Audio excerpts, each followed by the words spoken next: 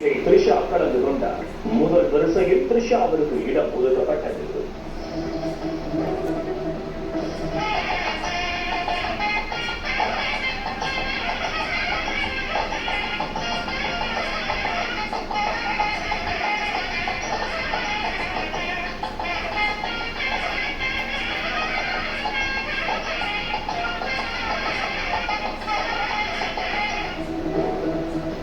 முதல்வராக பதவியேற்ற பின் விஜய் உருக்கமாக பேசியதை கேட்டு நடிகை த்ரிஷா கலங்கினார்.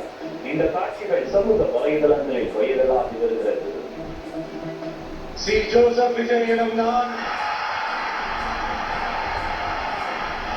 தமிழ்நாட்டு அரசின் முதலமைச்சராக